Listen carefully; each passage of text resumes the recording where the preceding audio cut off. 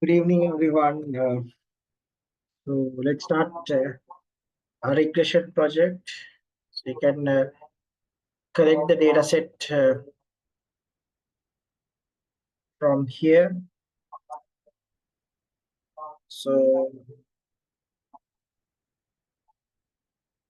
the data set is given in Kaggle. So you can give a try along with this project, or you can do it later on.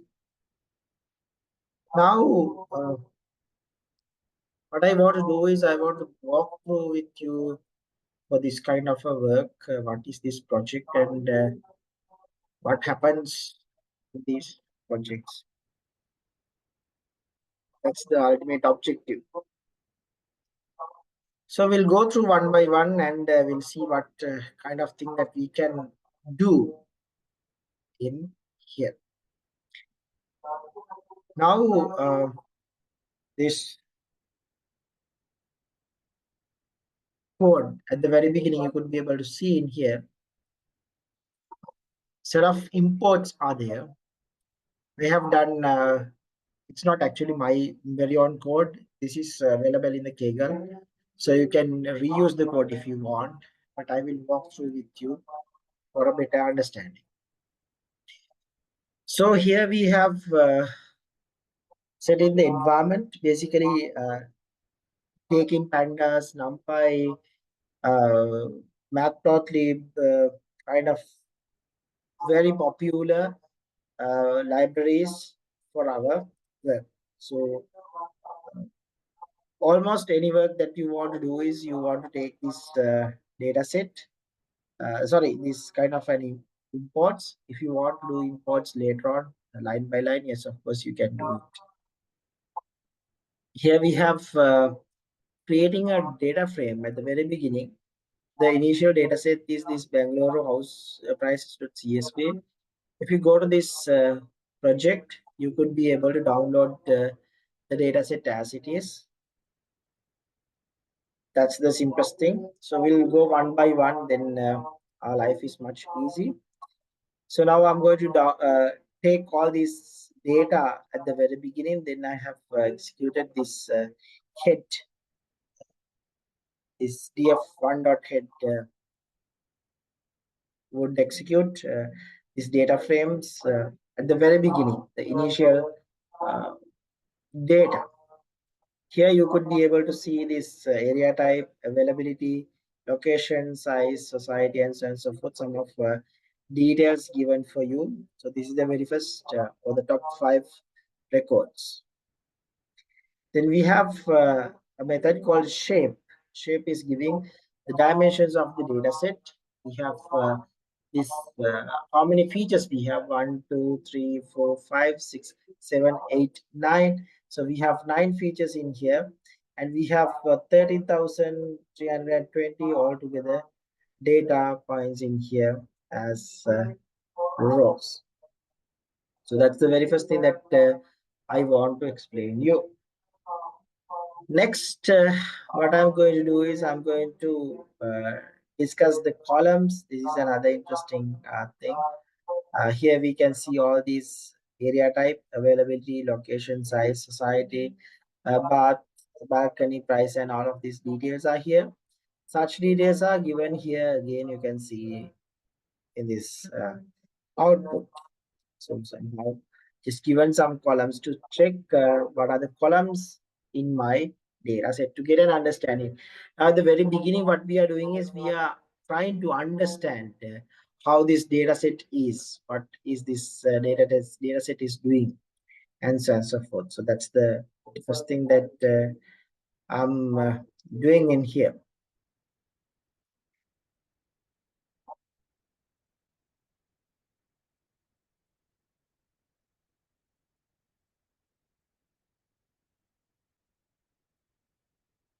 Right. Next, what I'm going to do is I'm going to execute another very interesting statement. This interesting statement is unique. Right. So what I'm going to do is I'm going to use this dot unique method. Here we have a data frame df1, which is the same data frame that I have taken in here. df1, then this df1 dot columns, sorry, df1 dot area type. Area type is given here. This is my area type. Then I'm executing this unique. So once I execute, you should have a good general understanding. Now you can see this will return the unique values in this area type column. So basically, we are trying to understand the different categories present in the field, uh, in this data field area type.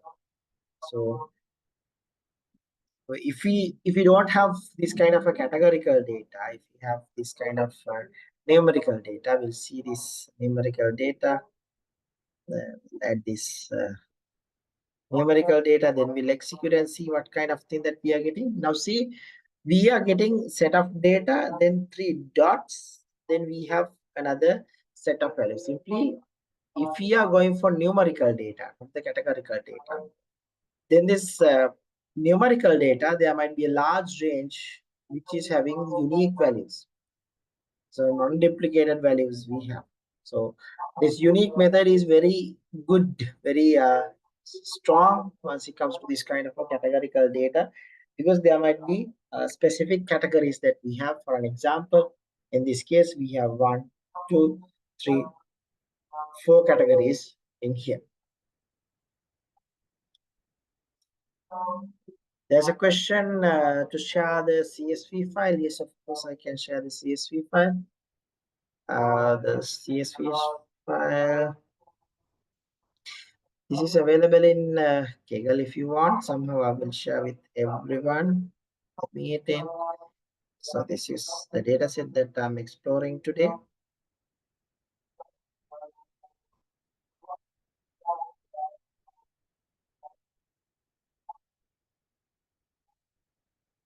All good. So you can use it uh, and you can try along with me if you want. Any other questions? Today we don't have a lab test.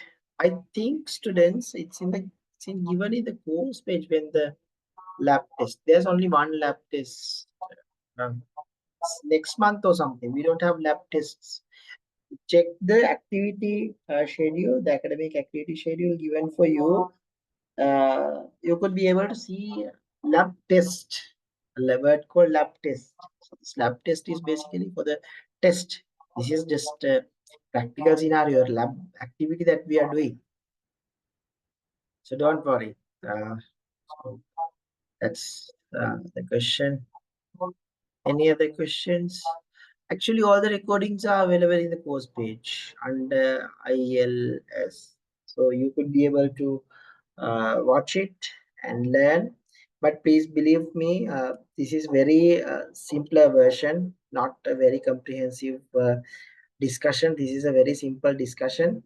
This is not enough to go for a job.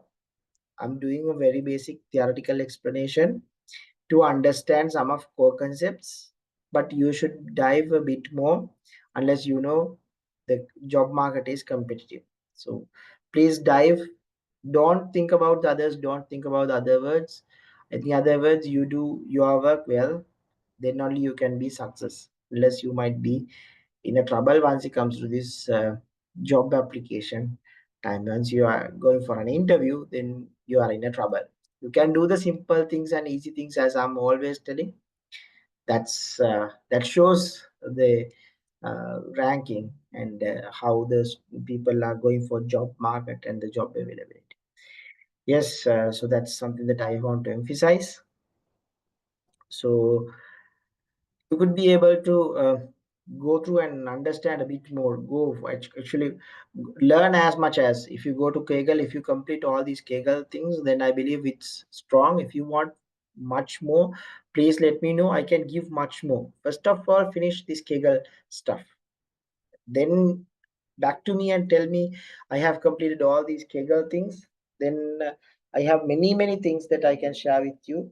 But I believe Kaggle is the most fundamental and most essential activities that everyone should do in this domain. Right, back to the discussion. I feel no more questions. Uh, Another interesting question, to give easy paper for cat 2 also. Yes, of course. Yes, of course. I'll give very easy questions. I'll ask what is supervised learning, what is unsupervised learning. Yes, of course, I can ask these questions. But, but, right. Keep in mind, I might be not in Open University forever. I might leave in a day. But you might be staying here for next couple of years and you will be graduate. Once you are going for the industry, once you are going for a job market, if you can't compete others, you are a failure. Right? You are a failure. I can give easy questions. Yes, of course. Why not? I can give very easy questions. I don't want to mess up your life at all. Why I should mess up someone else's life? I'm not messing up students, to be honestly. I don't want to mess up someone else's life. I want to make you stronger. That's my objective. I don't want to mess up anyone. I can give easy questions. Yes, but don't expect very easy questions. That's not my standard. I know that's some of other standard. That's not my standard. I'm a bit different. I don't want uh, to be a very silly person. Right, come. Uh, but I give the very first cat to make your life easy, because very first question, very first cat, or the cat one, is basically the basic interview questions. Once you go for the first round interviews, then they'll ask what is supervised learning, what is unsupervised learning, and so on and so forth. Second round interviews, they'll give a lot of plots, graphs, and stuff. So you should prepare for that. Third round interview is very complicated. That's the place that you are getting the job. Think like that.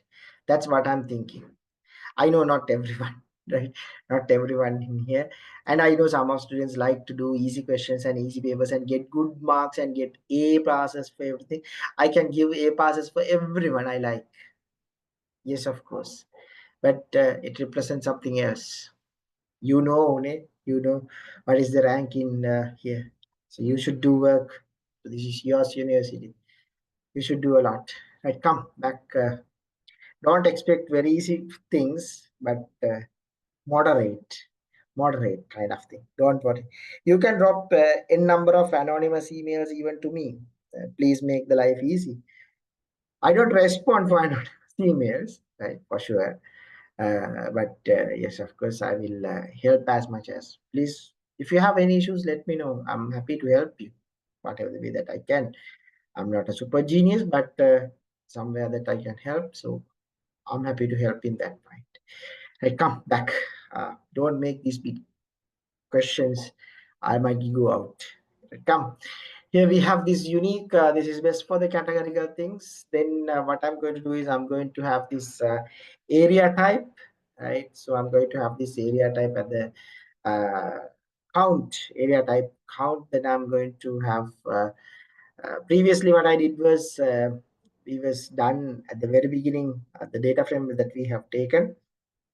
Then how many entries under this specific area type, then we could be able to see what is in here. For an example, in this unique type, we have super built up area, plot area, built up area, carpet area. So these are the specific columns given for you.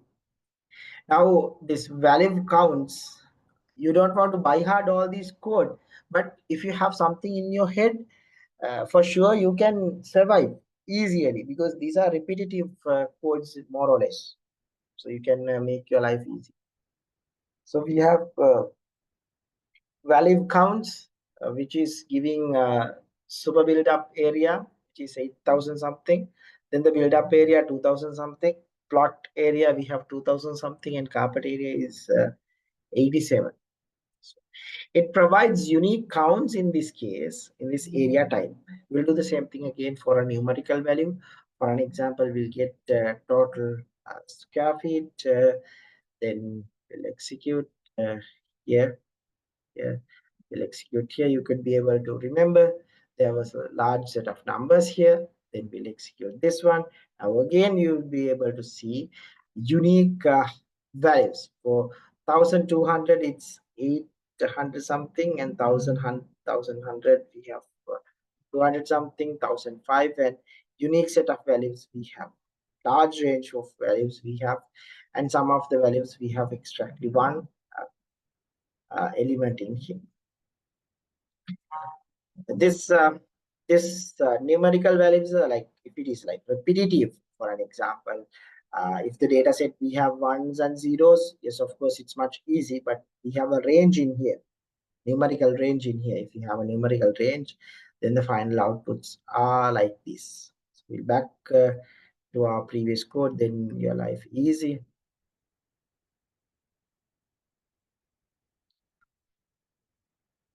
Right. Now, I want to drop the features that not required to build our model. Now, this is a very questionable thing that at the beginning that we are going to do. Now, we are going to drop area, society, balcony, and stuff. And we are trying to get the shape. But actual scenario, we are not trying to do dropping all of these things. Now, after this execution, what I'm going to do is I'm going to drop the columns, area type, society, balcony, and availability from the data frame 1. Then what I'm going to do is I'm going to assign the new data frame into this data frame 2. Now that's the object. Then what I'm going to do is I'm going to get the shape of this data frame, the rows and the columns, uh, how much data is in here.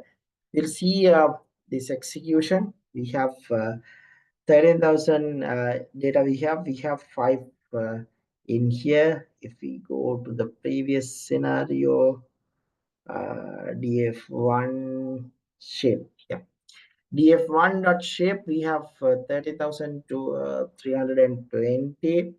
Same data we have, and here we have 5, here we have 9. The reason behind is we have 5 here because 6, 7, 8, and 9 was dropped.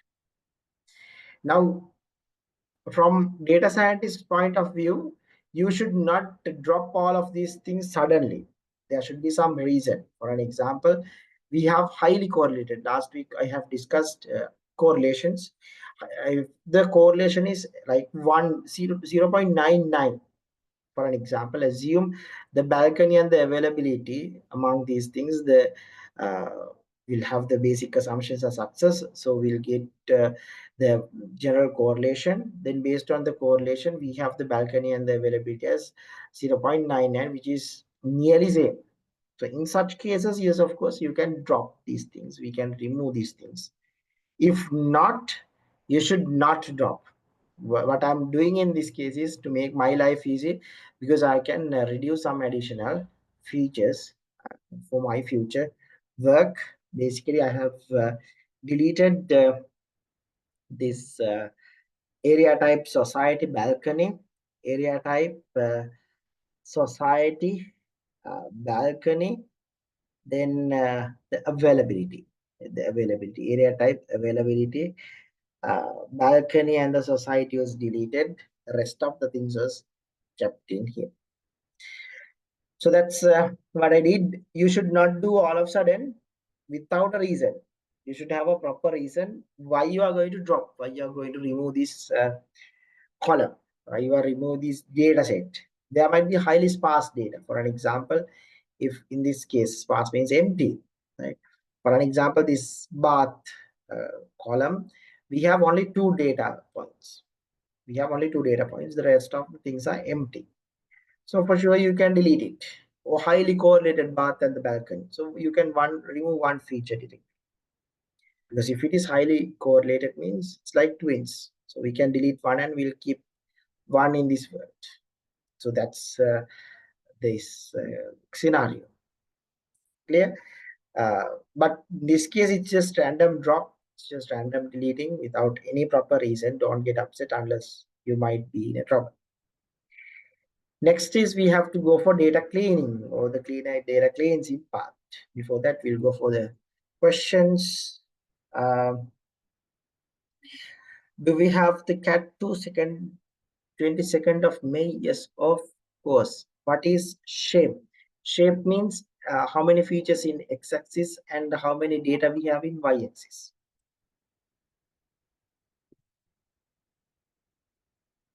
Any other questions?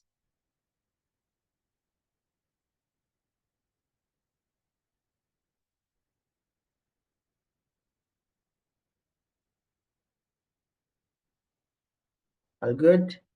Right. So what I'm going to do is I'm going to handle the NA values at the very beginning. We'll get is null method for this, right? Is null method for this, and we'll get the summation of this. Is null method is very important because it helps a lot for us the now to get the missing values or not NaN value, not a number values, right? So in the df2 frame data frame, so you could be able to see some data in here. Location 1, size 16, then we have total square root, total square feet 0, baht 73, price 0. Those such kind of things we have. So this helps to identify which columns having these missing values and how many entries are affected, which is crucial for designing the data cleansing, right? The dropping rows and filling values, whatever things that you want to do. Now, we have a unique one here, right? So we have specific entry, which is price is 0. So price 0 means no missing values, no missing values. So all the data we have. So it's a good data set, that good column that we can do some experimental work because all the data is filled. Anyone can remember last week we did a similar kind of a work to find a visualization? Anyone can remember? Well, not last week. I'm sorry. The last lab session we did a visualization to get a quick understanding.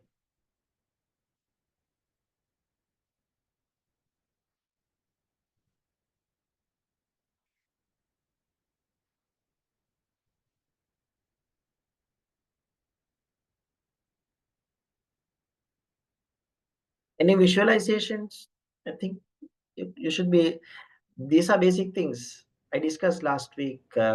Something a visualization.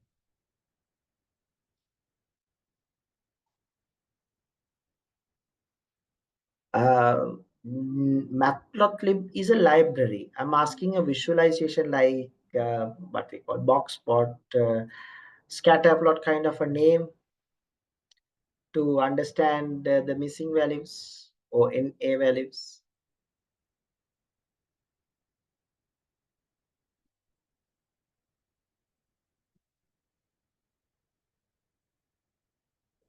God, many students, we have 43 students in the class. Come on.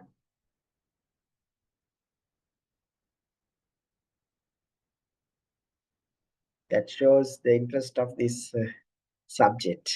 Or else I know you are busy. I know most of you are really busy, but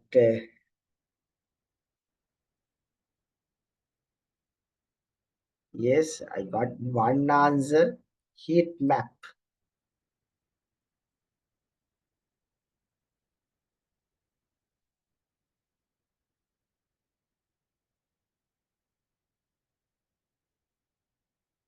Any other answers? Scatter plot. Ayo.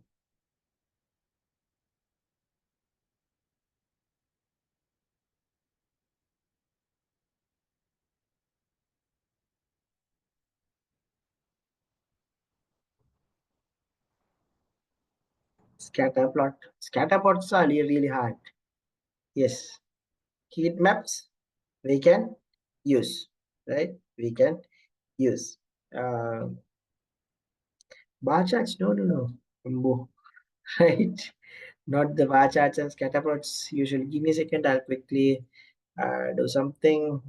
Do we have Seaborn? Shall we quickly write the code? Seaborn taken. Uh, that's fine. We'll go for Seaborn. import C1.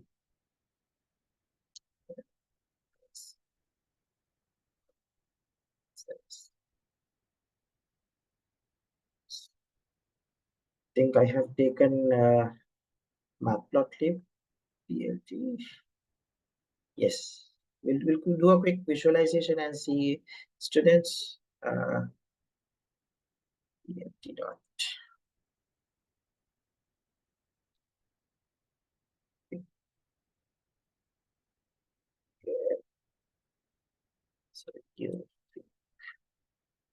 So we'll give a figure size like something, any values that we can give.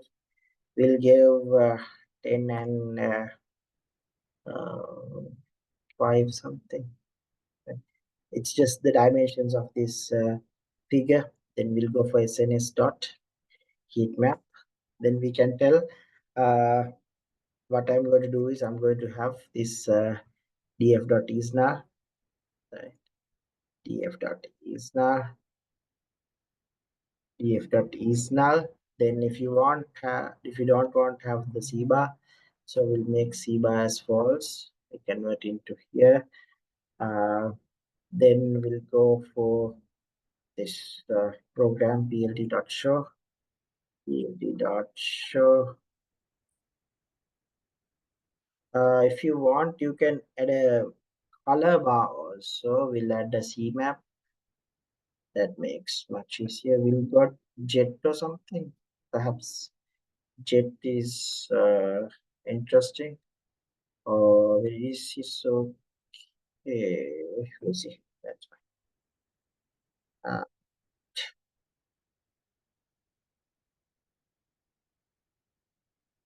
Right. Now we could be able to see kind of a visualization in here. This data set is hard for the eyes, right? VT rates, if I'm not mistaken. VT is, let me check. No, it's not. B, wait, rich, rich.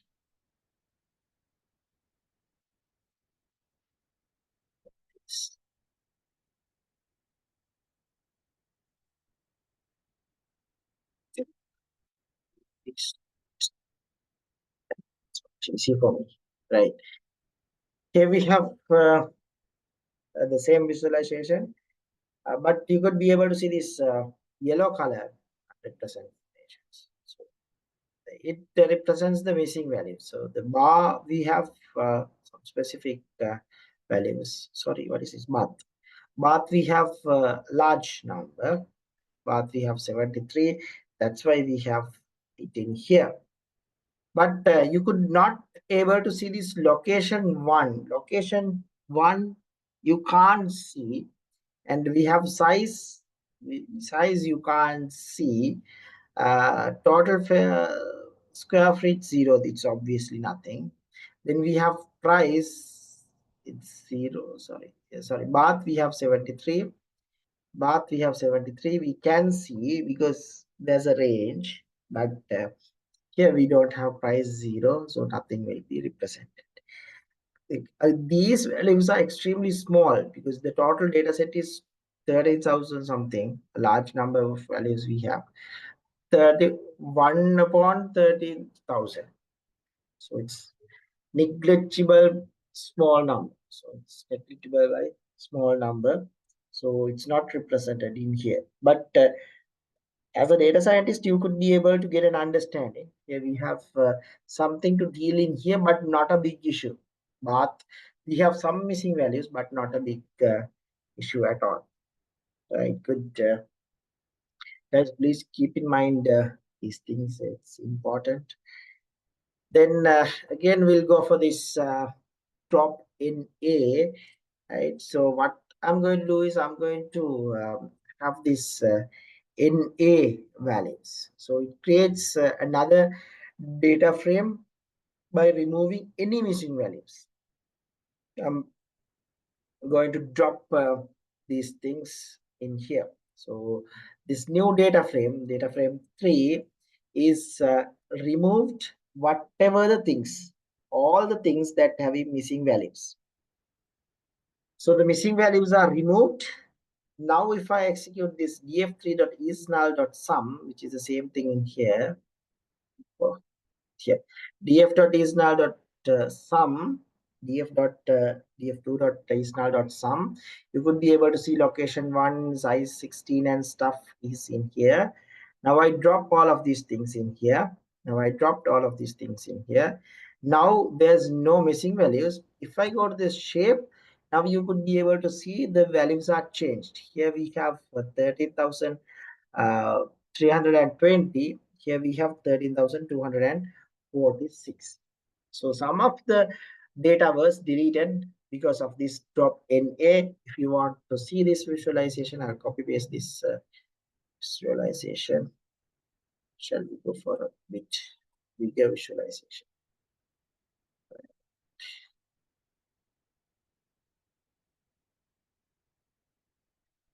Good, this one you could be able. Should be df3, right? Now it's a clean data set. I mean, in one point, it's clean because empty values or null values are removed. NA ends, simply NA ends, nulls are removed, NA values are removed. If you have this kind of a heat map, it confirms, yes, of course, whatever the given features are very clean, there's no values to deal with. Any questions up to now?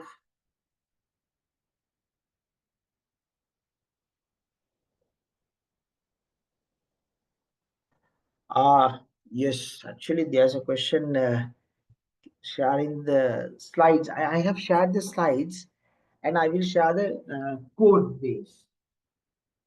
Soon as I finish, I should upload it. If not, usually I don't keep the code bases with me because then my machine will get upset. Right. So what I can do is I will share it. If not, send me a reminder mail, someone, whoever. If today itself, if it is not in your LMS, not the video might take a bit of time to process. But for the code base and the data set, I can upload just after finish this lesson. If it is not by tomorrow early in the morning, please send me a message or an email or whatever the way, right? Uh, then I can help. I can upload it. If it is not, call to my number and blame me what you are doing. The slides are not. Don't call me. Right? Just kidding. Right. That's the question. Uh, Actually, students, even though you don't have any slide, even a single thing, nothing, you just go to Kaggle. That's more than enough. At the very beginning, you just go to Kaggle and go from top to bottom. That's the life of you. That's the expectation. So not only me, but also everyone, everywhere. You just go for any interview. If you just ask that question is something on top of Kaggle, that Kaggle activities, Kaggle work, something. I'm not telling to go all these Kaggle things. Just go to this lessons. Some of the courses are given. Do all these codings and stuff. For sure, you will be strong. That's something. Don't bother with this slide-based learning and basic learning things. All right. Now it is. Next, I'm going to add features and stuff. These are a bit weird when it comes to feature engineering. This is a new concept for you. This feature engineering, right? This feature engineering. Feature engineering is a different story. Feature engineering is I will give a quick overview. What is this feature engineering? Is basically uh, it's uh, it's basically to uh, understand or upgrade the code, enhance the code, modify the code, or transformations, right? So specific feature creation or specific feature transformation, or selecting appropriate features for our model in future, or improve our model by introducing new features. That kind of thing is this feature engineering. It's really important actually, because it depends on the case by case. We can't specifically tell what kind of feature engineering technique would be applicable for this scenario and that scenario and stuff. It depends on the scenario. It basically depends on the scenario. You could be able to deal with different kinds of scenarios time to time. So that's something that you have to keep in mind. But generally, there are common things. I mean, common activities we can see, like creating new features. For some case, we want to create a new feature. So it's under feature engineering. Now, in this subject, in this case, we haven't done any feature engineering. Now, I'm introducing a bit of feature engineering. Now, now, what you need to do, you need to go to Google and see what kind of feature engineering things there is. And you can go to Google explanations. There are a lot of explanations in this Google AI stuff, lessons. So go through and learn. I'm just giving the word is enough. What I believe is my word is enough to understand, to experiment this these concepts. But I will give a quick discussion for you to make your life easy. Now, creating new features. It's very common feature engineering aspect. So you should be understand in detail. In detail. Right, and we might have to have some binning related stuff. We'll see what is these things. We can reduce the features. We can introduce and we can reduce the features. So those kinds of things that we can do. Now, a lot of things that we can do in feature engineering. We'll go one by one. At the very beginning, it's a bit weird, obviously. Even for me, it was very complicated at the beginning. Why I'm doing this kind of thing? Is this good or bad or something in my head even? But for sure, once you experiment in many things, you will get to know. You'll get to know what is this feature engineering, how to apply it. It's basically kind of a practical exposure is required. It's kind of a thing that I tell. Right.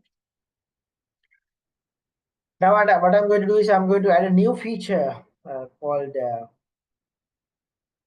new feature for BHK, bathroom, bedrooms, hall, kitchen. Right. What I'm going to do is I'm going to apply this new lambda expression in Python. Don't worry, lambda expressions are very easy. So you could be able to deal with these kinds of things in a very easier manner. If I give a quick explanation, what is this code is doing basically, this code creates a new column. This column name is BHK. So you can see this feature name here, BHK. And we have this data at the very beginning by extracting this df3 size column.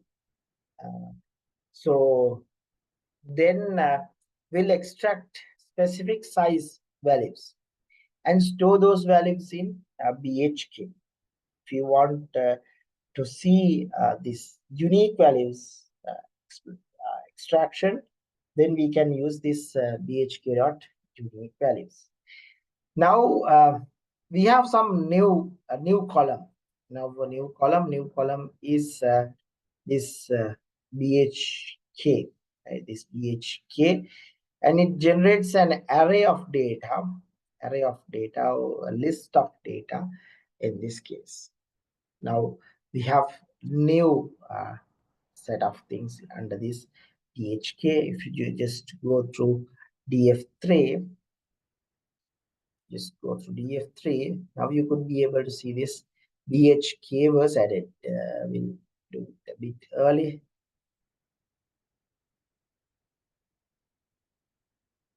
Sorry, now I can't go back because I was executed this one. That's why this df3 was taken. If I go to a previous scenario, df3 is now upgraded. I have to go back. That's fine. Go for this one, this one, this one.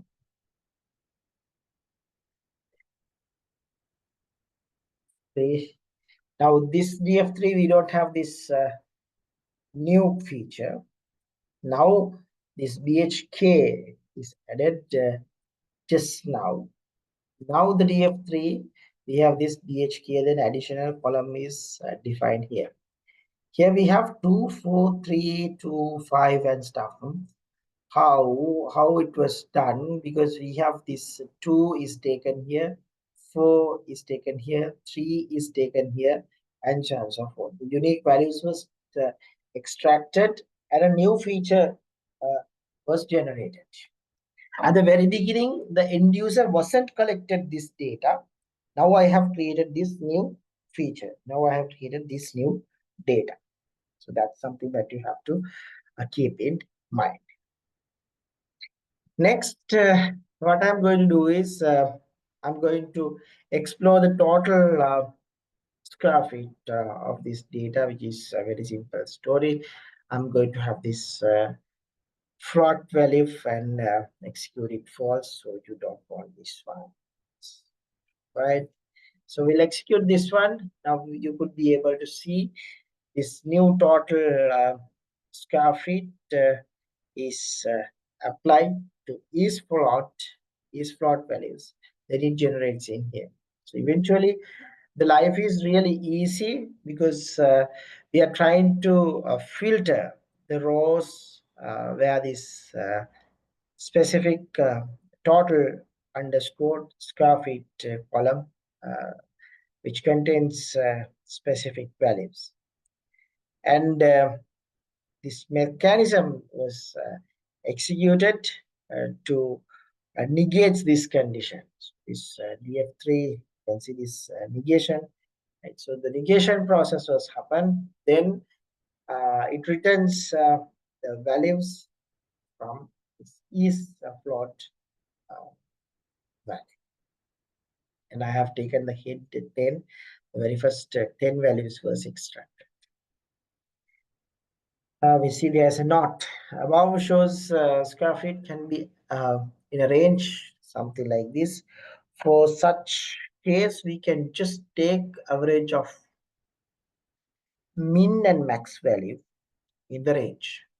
There are other cases such as 34 point something like this meter, which one can convert to square feet using unit conversion. So you just going to drop these corner cases to keep the things simple. Execute this process and you see what happens here. Execute this process, then we'll execute this process. Now you will be able to see, because this process you can't understand just today, because it takes a bit of time to see the facts, x and y facts, then only you can understand. But you can understand this one.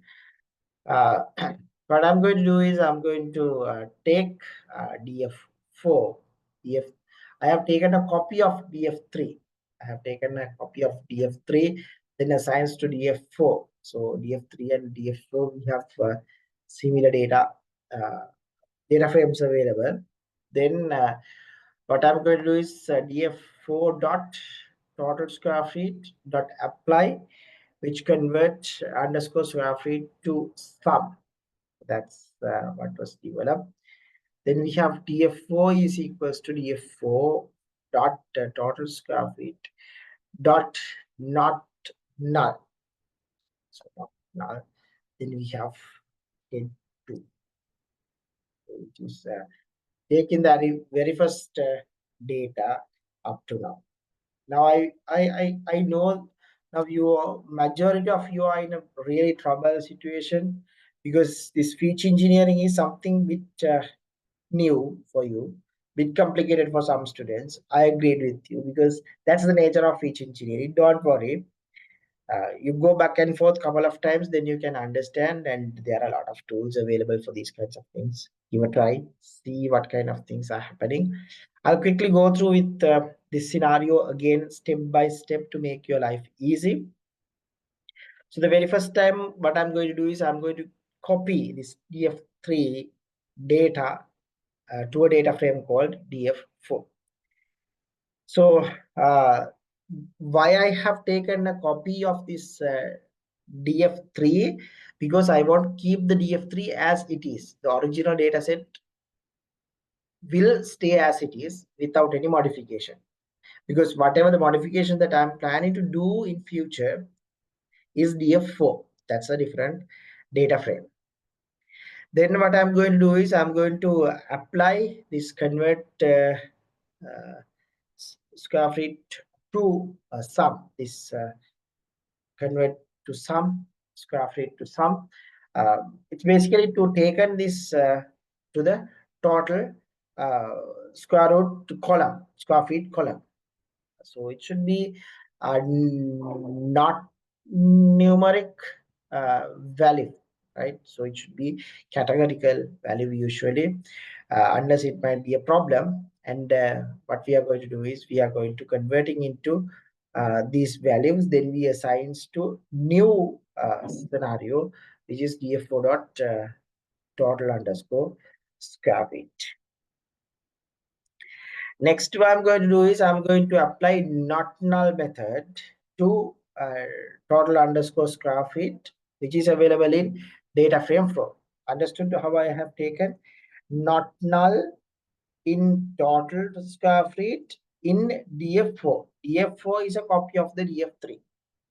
Then I'm taking this total square feet in not null method. Then I'm going to take the very first values, the head values, df4 dot head. Right. Don't worry. Don't worry. Nothing I did. I just convert the values and taken out. That's it. Don't worry. Nothing else I did. Here we have below row shows the total, which is the average of something. That's fine. Then we have some additional values. So we don't want to take this one.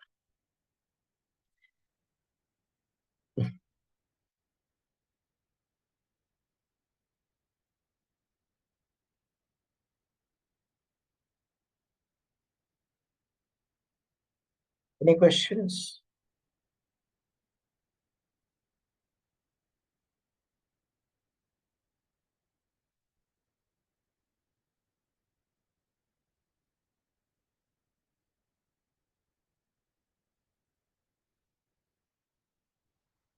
For some reason, I can't do anything. Students, or whatever the keys are, execute, start executing.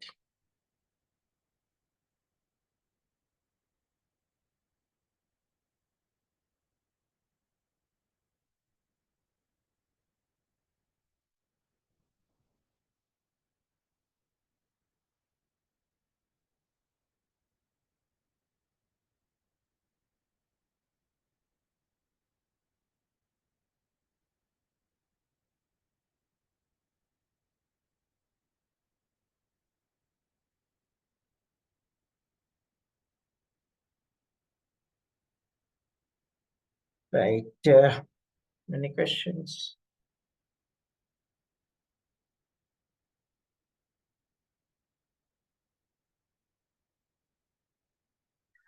Uh, there's a question. Cat 2.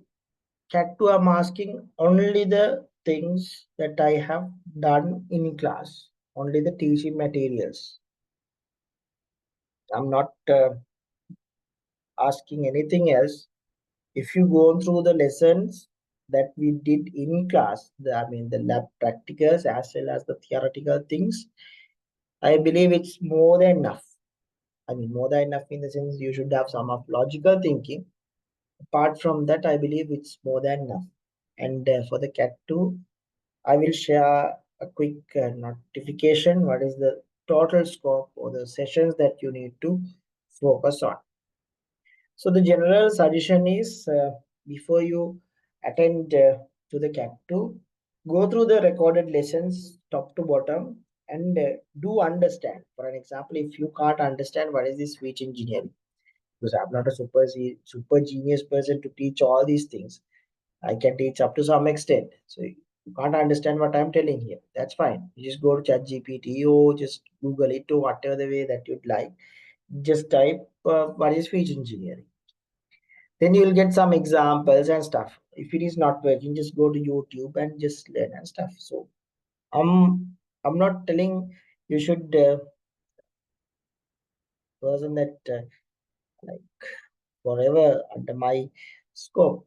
You can think, you can learn whatever the way that you like.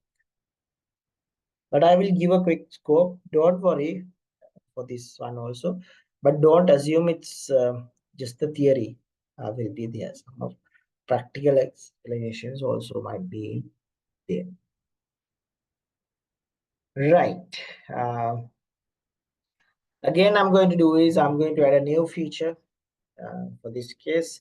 Now you can understand what I'm doing is I'm doing a copy of this DF4. DF4, some of the modifications was done. Now you know what has happened in DF4. We have an additional feature apart from this three DF3. What I did was I just taken this copy. Then we have DF4. Then I have a calculation here, total square feet. Then I have assign that value to the DF5. So now I got this value. You can see the new data is in here. Then we'll go for a quick statistical understanding how this distribution is. This is this describe method I discussed last session also. It's very important to understand the features well before we dive into whatever things. Then we have DF5 is something that we can deal with.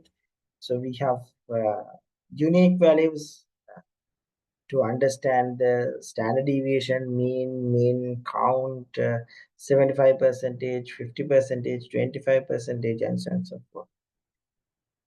So this is something interesting.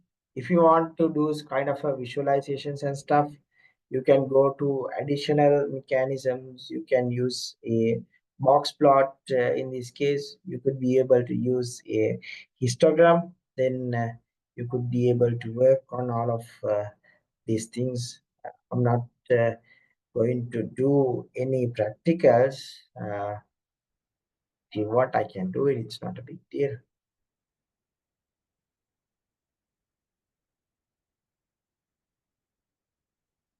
But yes, I think you know how to handle this box plots and stuff. Here we can see the distribution.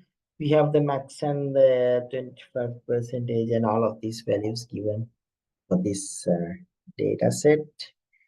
Uh, I'm going to export this data set to a CSV file. So now this DF5 is done. So what I'm going to do is I'm going to export or save as this DF5 data into a file called bhp.csv. I'm going to save it to the same folder or the directory that my file, this my Jupyter notebook is available. So why I have make this index as false. So if you make it false, then it ensures the data frame is not written into this CSV file, only the data column is available. So just for me, in case if I want to do it, use it to save it or something. Once I executed, what is this? Once I executed, I could be able to see this file in my location.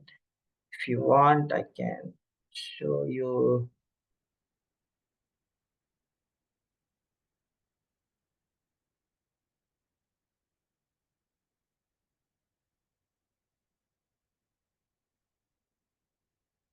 This new data set is like this.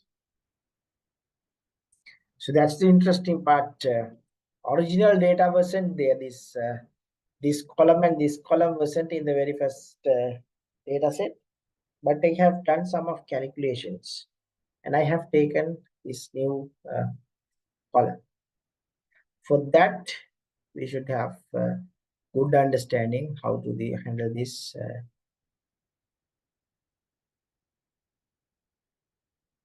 feature engineering in a given problem.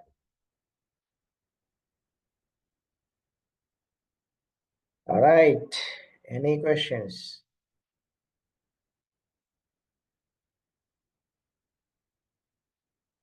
Go to the by the notebook again, and we'll see examine locations. This categorical variable. So we need to apply the dimension reduction techniques here to reduce the number of locations. So yes, of course, we'll go for these locations and see what we can do. Here I have applied another lambda expression. Uh, Sometimes you might think how to learn these lambda expressions. Don't worry, once you are doing these things, you learn. Every day we are doing more or less similar kind of thing. So you could be able to easily grasp these kinds of things. So this is very useful in case where these are running different aspects to sort out different kinds of values and so on and so forth. So to be able to see the final output was given in here with the unique scenario, the location categoricals to the dimensions. If you want to see the total value, the sum of the values in location underscore stats means this one, which is this one. Under this case, you could get these values in here. And if you want to get the len method to do the next analysis, so this len method supports to have more than 10 occurrences. If it is just one occurrence, sometimes it might be unwantedly make our story complex. So we'll execute the same in here, patient stats.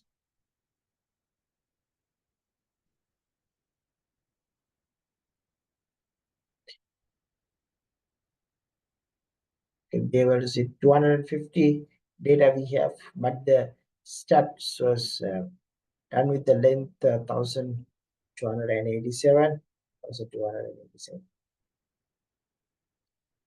So, but above 10, we have locations in. The length here the same length. Then 250. Sorry. This is then location stats. Len location stats. For some reason I haven't taken that far. And yes, len location stats greater than 10. Then we have location. We can execute this one and we'll see this additional location state. Any questions?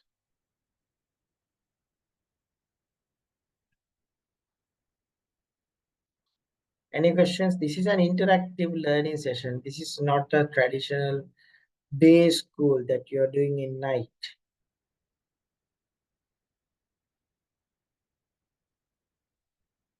So you should ask questions, we'll do interactive activities. This is not just going through the slides, just going through the code. You're asking questions, you engaging with me, you are trying to see what's here. A lot of things that you can do.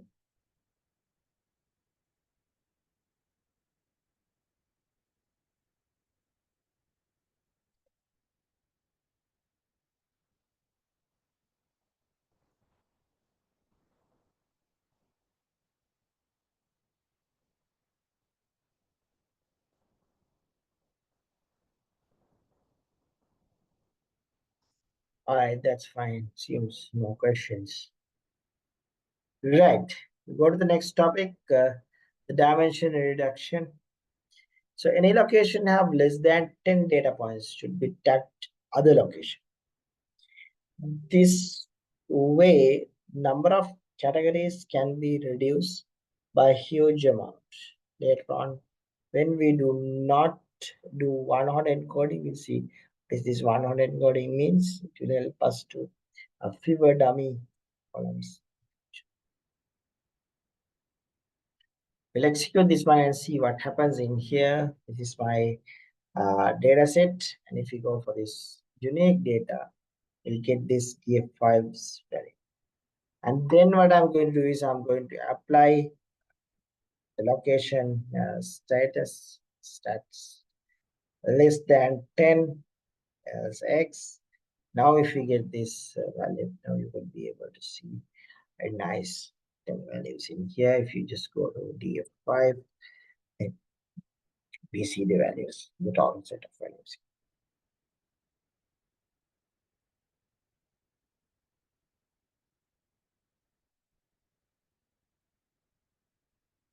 Any questions up to now?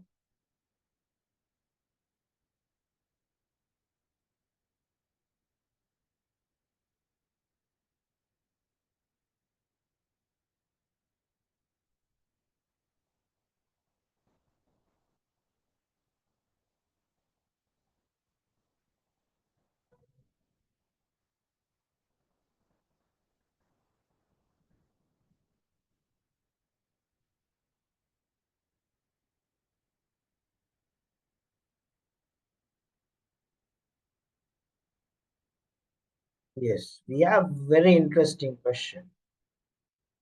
The interesting question is feature engineering related to data cleaning? My answer is uh, those are close related. I can't specifically tell it's highly related. It's nearly related, but those are a bit of different things. And you should be able to interpret, you should be able to explain these kinds of scenarios in your examinations or interviews or in the real world that you are doing a data science project, for sure.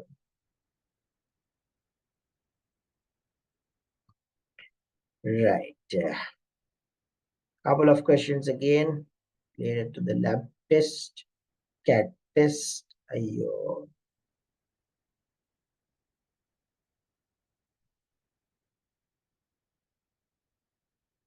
Right. All right. Next, we'll go for outlier removal using business logic. So, as a data scientist, when you have conversation with your manager, the what is it that you are still? He will tell you to normally scrap seat below bedroom. It's like this. If you have 400 square meter apartment with 2 week, so it's suspicious.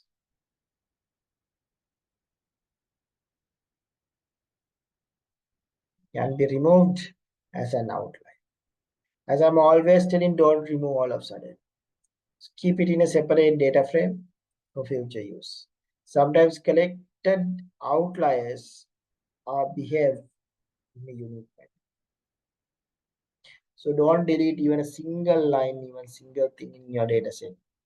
Clean it, modify it, adjust it, then you could be able to do a lot.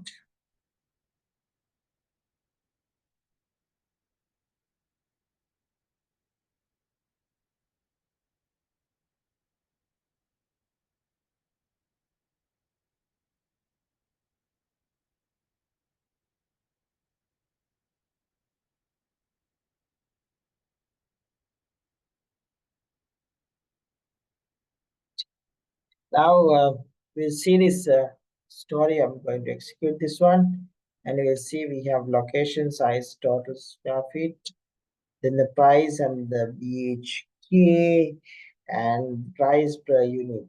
So these are the information given for you. Then check above the data points. We have 6 BHK apartment with 1020. Another one is 8 BHK and total square foot is 600. These are clean data errors that can be removed to surface. So we'll execute this shape and we'll see this story how this executions are. So we can strongly believe this standard deviation and mean would helps to understand the distribution well. You don't want to be a data scientist to discuss that one, how the data, if you know the basic statistics, grade 11, 10, 11 statistics enough to understand the impact or to describe the outliers and its effect based on the mean and stuff. You have price per square root, then it described. Then what I'm going to do is I'm going to find that mean price per square foot is something like this. Shown the wide varieties property prices. We should remove the outliers as per the location. So we can delete it or we can remove. So we'll see how this location data, this 3 BHK and 3 BHK distributed in a given scenario. So you can see um, 3 BKH usually in a higher total square foot area versus the price is higher. Any questions?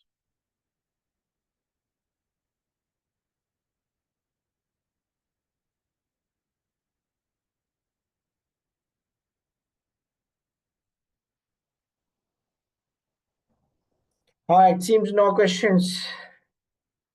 We'll do an activity, students. So we'll go to Kaggle. We'll go to Kaggle. Let me share that one. We'll go to Kaggle, then we'll do an activity unless you might be sleepy. We'll go for competitions. I will share a very easy competition with you for this all competitions, not all competitions. I want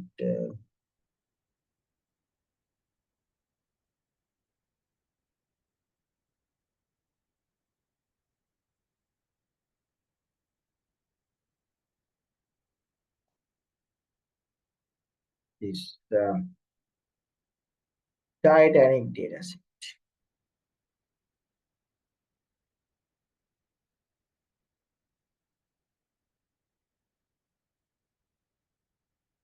I will share this link and I will give around 5 minutes for everyone. Once you're done, you can submit your answer to the LMS.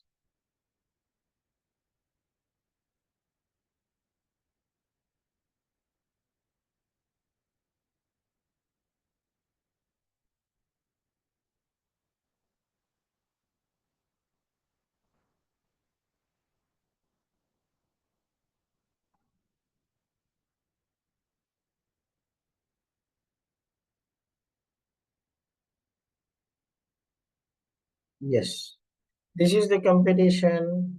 This is a very easy competition. Go to the data and create task. Create a new feature. All right, in class activity, 10 minutes. Within 10 minutes, you should provide me a new feature for this data set. So basically think how to do this one. Then you start. Once you finish it, share your answer. I can create LMS submission place if you want. Sometimes that makes sense. Somehow, first of all, we'll code it. 10 minutes only, maximum. Start.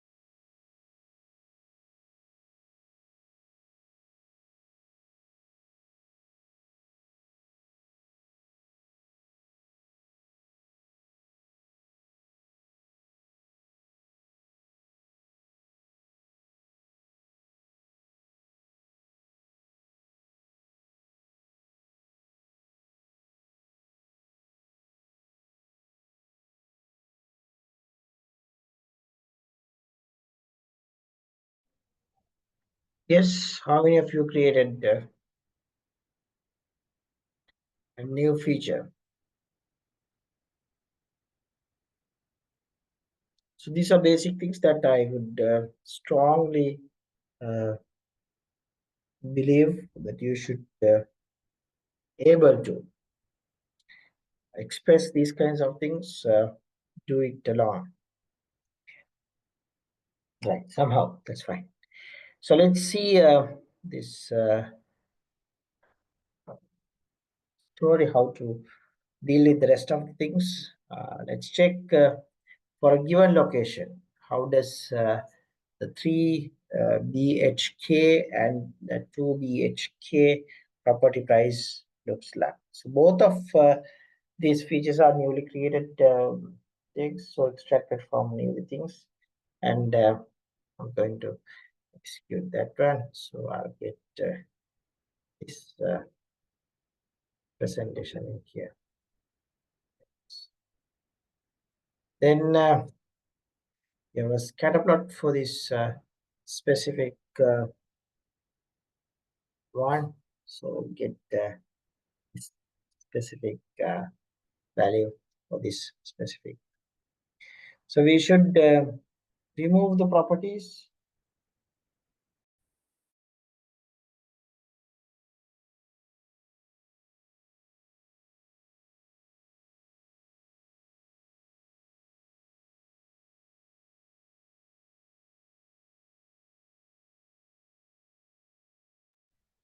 So we should remove the properties some locations so we can do something is required. That's way. Now we'll remove this apartments price per square feet less than the market price for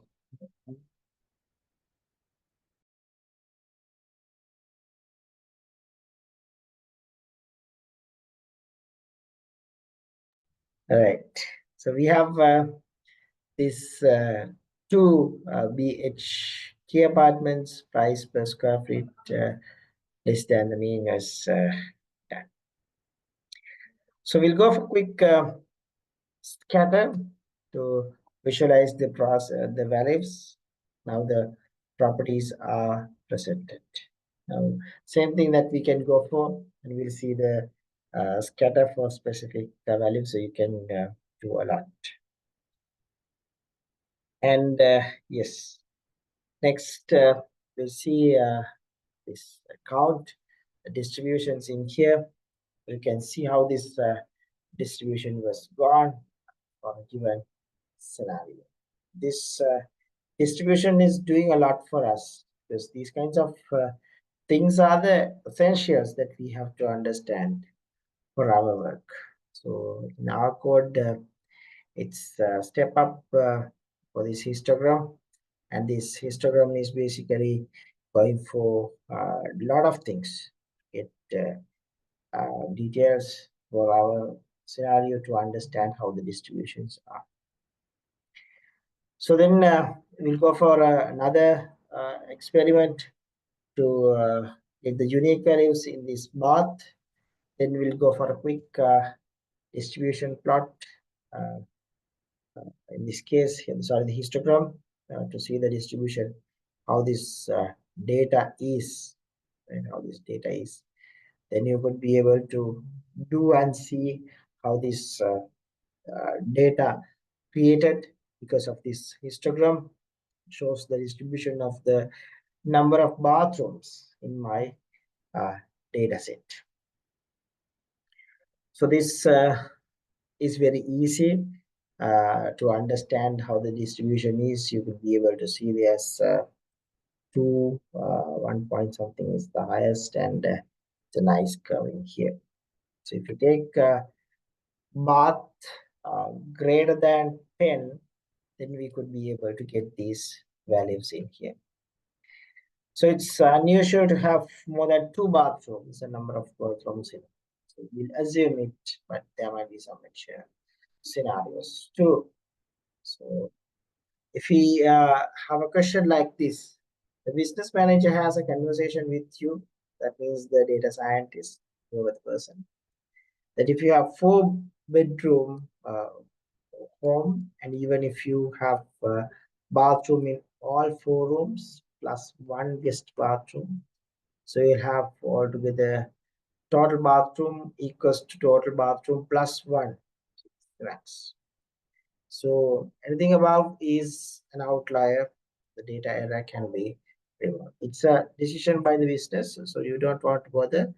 What we are going to do is we are going to take this scenario and we'll execute it here. Then we can see this situation in here. Now, what I'm going to do is I'm going to drop this additional stuff from here. Uh, then I'll get the final values in from this data set. Sometimes it's bit complicated now. How many of you feel it's bit complicated? Please raise your hands.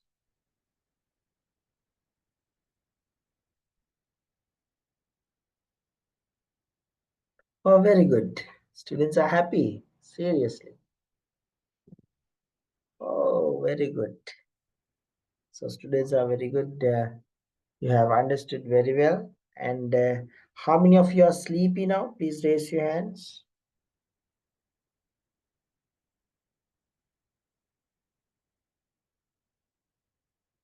I think something gone wrong.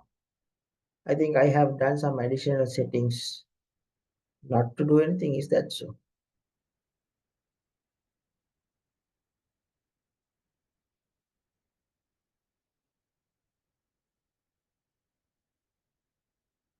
No. Can someone please raise your hand? Can you hear me?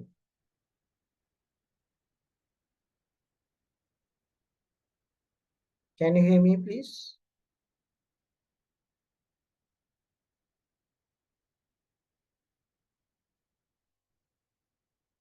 All right. Thanks.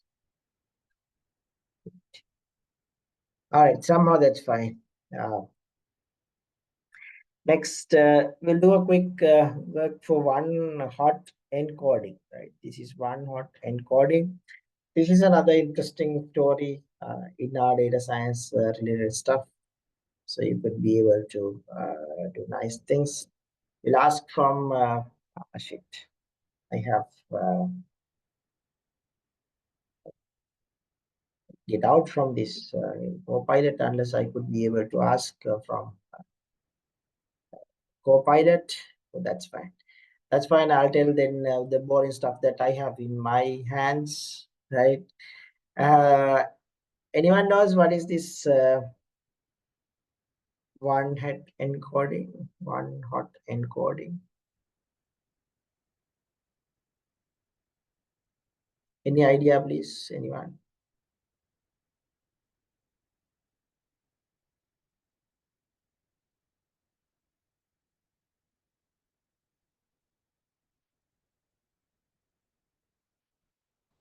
So I got an answer from one of students. Created the data set, taken this data set, spin new features, create new features. Oh, good. Interesting. Interesting. Yes, thank you. Yes, one hot encoding. All right, one hot encoding. One hot encoding is another very interesting topic. It's basically a technique that we have to, when we have converting the categorical variables into numerical variables. So then we can use this machine learning and data science related stuff, because in some cases we want to convert the categorical variables. I'll give an example. We have male and female. So what we are going to do is we are converting to 0 and 1. So 0 and 1 are numerical values. So we have colors. Red, green, blue. We'll tell red means 1, green means 2, uh, gray, red, green. Green means 2, blue means 3. You can give any numerical value. So that's what this one hot encoding is applying. The biggest problem, this machine learning, why we want this 100? Why the computers can't understand male or female? They can understand by using the natural language processing. It takes complicated test story. So uh, simply, in the other hand, we can tell the machine learning models can't understand the text. Uh, for an example, if you give mother, computer would not understand anything. Who his mother is. Computer can't understand what his mother is.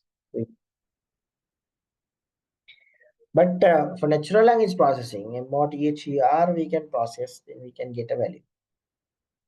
So simply what we are doing this 1 or 10 coding is converting this categorical, because due to this understanding related issues and sometimes easy for the processing. So 1 or 10 coding is involved a lot. Now in this our previous scenario, we have couple of categorical data, so we can convert into numerical data.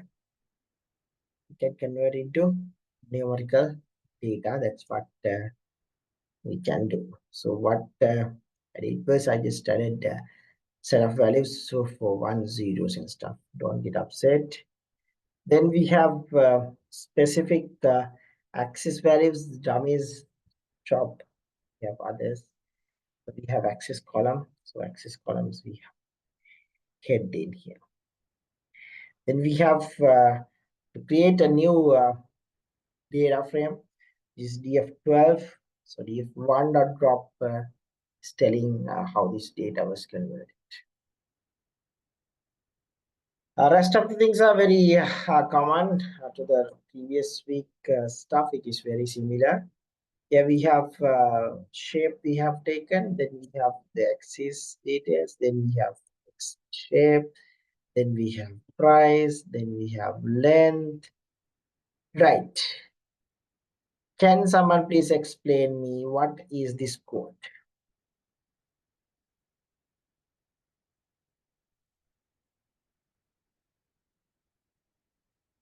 Yes, scikit-learn dot model selection import train test split. So what I'm going to do, I'm going to convert it to 4 features: X train and XY. Sorry, Y train.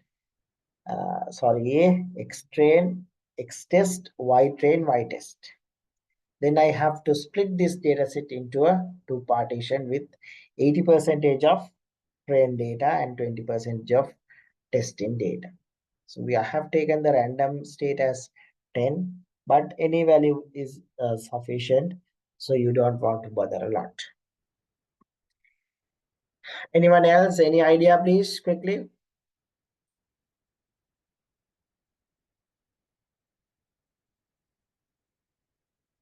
Good, very good. Last week we did the same kind of a thing. I love it for a reaction.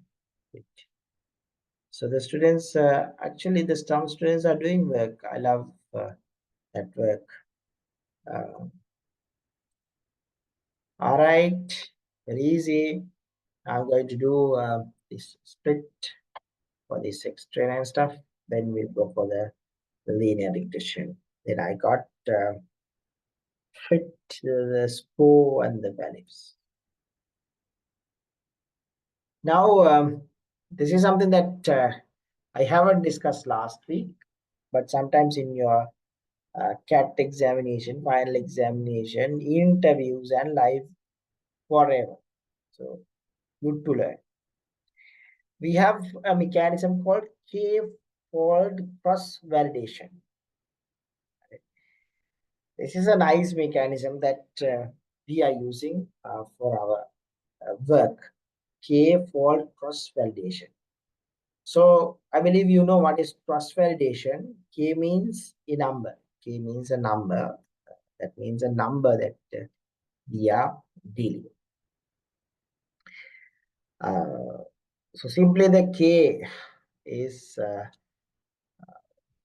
training on the K minus 1 parts and testing the remaining parts. This is repeated K times.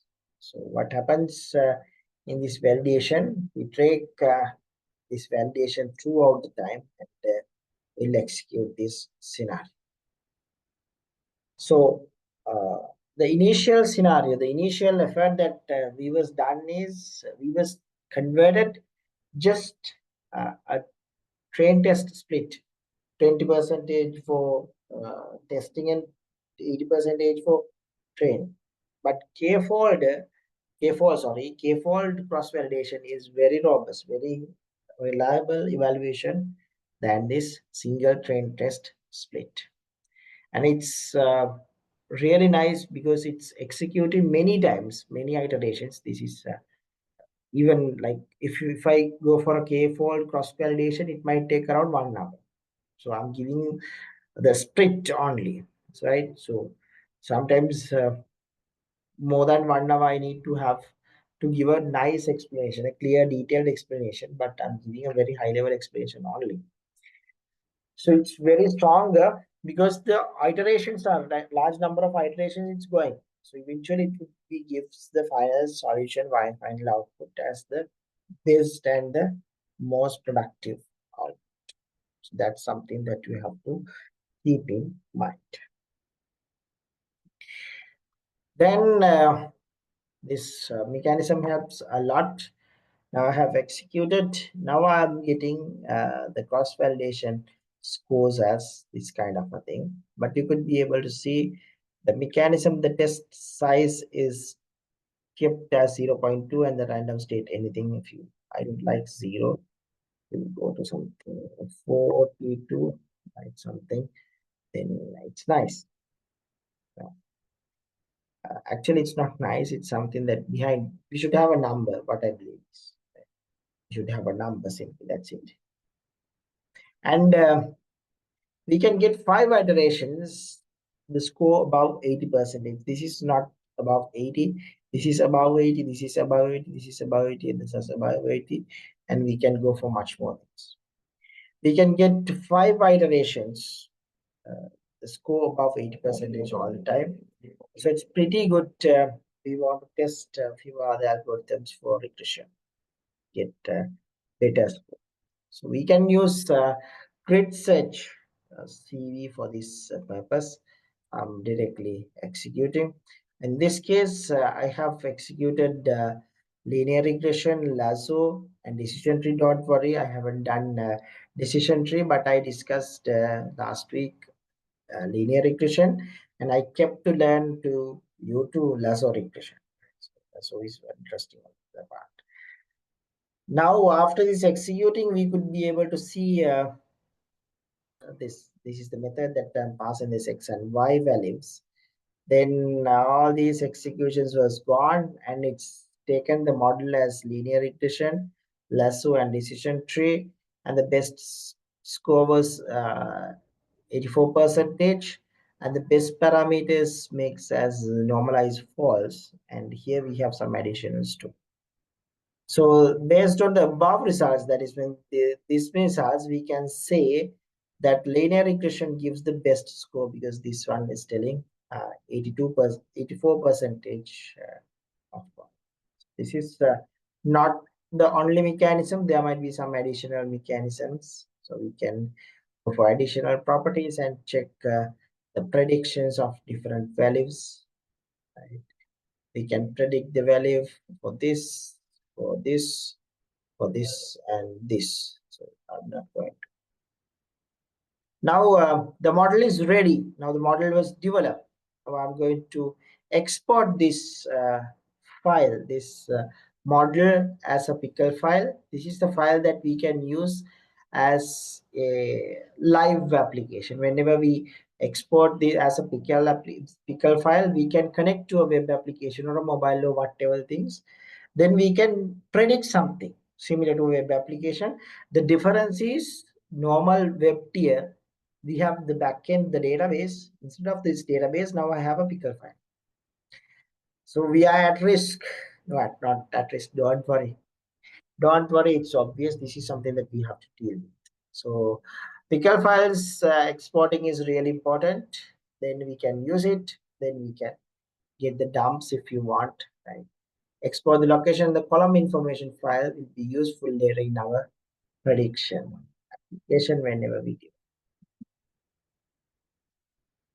All good.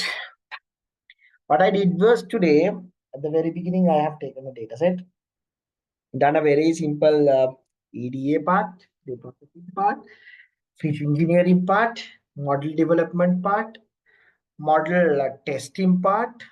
Then I have gone through grid search. The grid search, the new thing for you. Uh, Grid search, right? Grid search for finding what is the best solution for this kind of us. Any scenario, uh, the traditional algorithm, a single algorithm might work well. It's obvious. But once it comes to your model development, you should come up with your algorithm and you should argue the existing algorithms would not perform well, but your algorithm performs well. This is the point that the data scientists are should in. And I would strongly argue, I strongly encourage everyone to do research, do finding, because you are a data scientist in future. Don't think about the others. Don't think about the papers. Don't think about the other words. Believe me, students, some of the people in Sri Lanka are different. They don't like others growing. They don't like others' happiness. They think giving easy papers, they are thinking make everyone eligible, make everyone happy, will get blessers. That's false. That's false because one day, once you are going for the interview, you'll call back to all these people, all these lecturers, university, and other stuff. Because of you haven't done stronger evaluation, we didn't get a job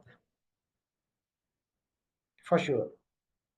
And believe me, some of the people don't like these kinds of things. But yes, that's the bitter truth.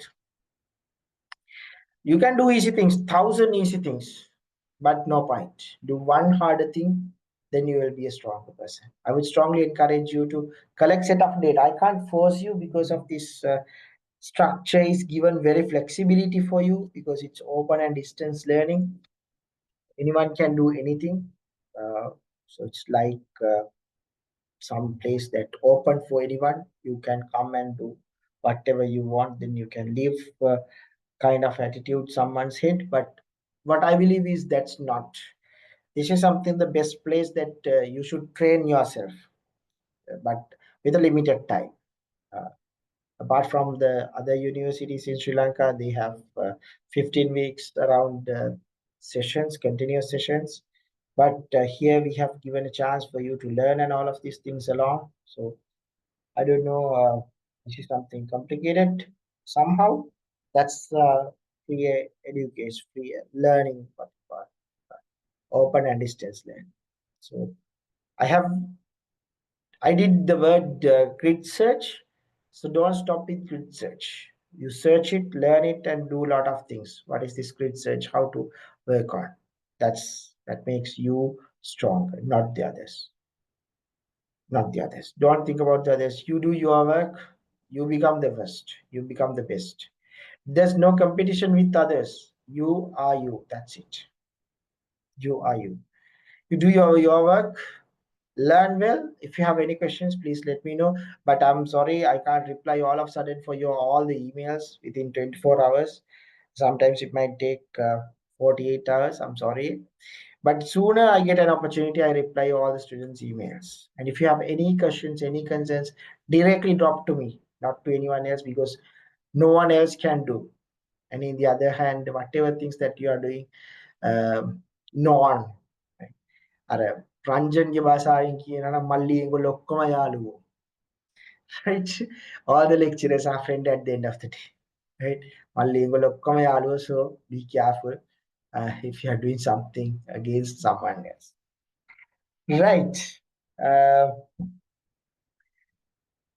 that's something to interesting. If you have any questions, anything, any complicated things, yes, of course, spend bit of time to learn today as this summary of this lesson. Sometimes you might take around 8 hours to 12 hours, to be honest. But don't worry, you spend one day completely to learn all of these things. For sure you will be a good person. It's not just sitting and learning. You do it practically, get your hands dirty, do practically coding stuff, then you could be a very strong person. Without doing practically, you can't be a good person. You will learn, you know something, but you can't practically do something to the real world. You know how to cut a tree, but you don't know how to cut that tree. You will die because of that tree fallen into your head. So that's something that you have to think. Right. Any other questions that you have to discuss?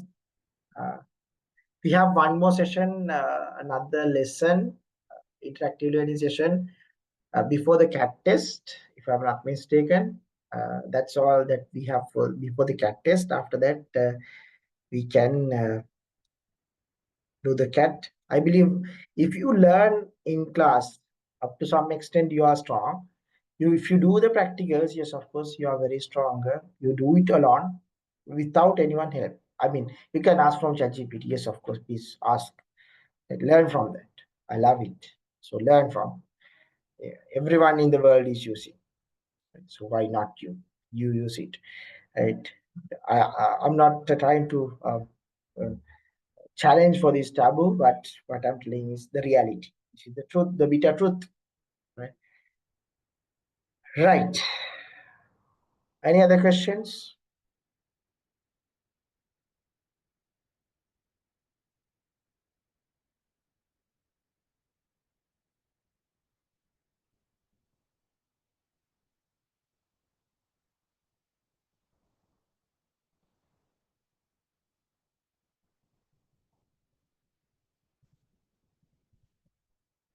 Yes, of course. I'll upload the recordings. All right, then. That's all for this session. We'll meet soon. Actually, testing, testing. We have a lot apart from the stuff that I have discussed today. We'll do one by one whenever we have time. Like we have precision, advanced score, ROC curve, AUC curve, and stuff. Lots to do. We'll see. All right, then. Good luck. Uh, learn and learn and learn. Practice and practice and practice. Good night. Have a nice day and have a bright future. See you. Bye bye.